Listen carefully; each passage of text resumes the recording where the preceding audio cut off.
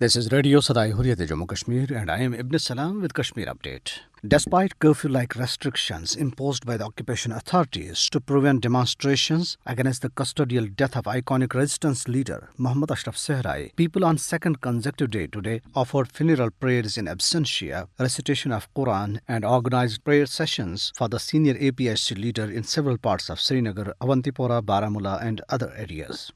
The funeral prayers in absentia were organized by Jammu and Kashmir Tehreek-e-Muzahamat, Tehreek-e-Istiqlal, Jammu and Kashmir Political Resistance Movement, Jammu and Kashmir Democratic Justice Party, and other pro-freedom organizations. The participants of the funerals raised high-pitched anti-India, pro-freedom and pro-Pakistan slogans.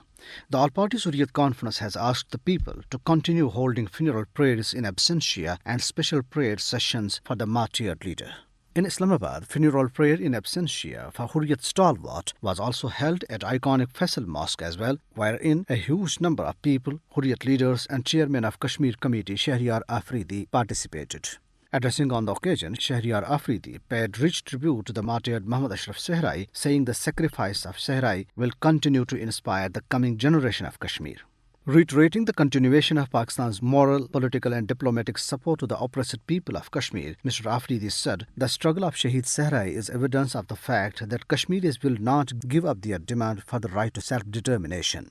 Tehreek-e-Hurriyat convener Ghulam Muhammad Safi, who led the prayer, apprised participants about the commitment and steadfastness of Mohammad Ashraf Sehrai for the sacred cause of freedom. Meanwhile, Mujahid Ashraf, son of Mohammad Ashraf Sehrai, in a media interview has revealed that during his last phone conversation with his father, he said to him that the authorities have brought him to Udhampur jail to kill him, so don't make efforts for his release and continue your normal activities. Mujahid Ashraf said that he didn't expect justice from the Indian government, which was responsible for his father's death, as it kept 78-year-old ailing man in custody without providing him basic amenities, including medical treatment. Senior All-Party Hurriyat Conference leader and the President of Jammu and Kashmir Anjumani Sharaishian, Aga Sayyid Hassan Al-Moswi Al-Safwi, in a statement paying rich tribute to Mohammad Ashraf Sehrai, said that he was an ideologue of the ongoing freedom movement.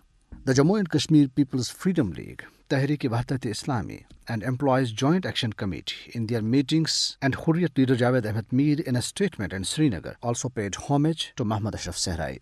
All Parties Hurriyat Conference in a statement issued in Srinagar strongly condemned the raids on the residences of its leaders Ghulam Ahmed Gulzar, Maulvi Bashir Ahmed and Khwaja Firdos and harassment of their family members by Indian police.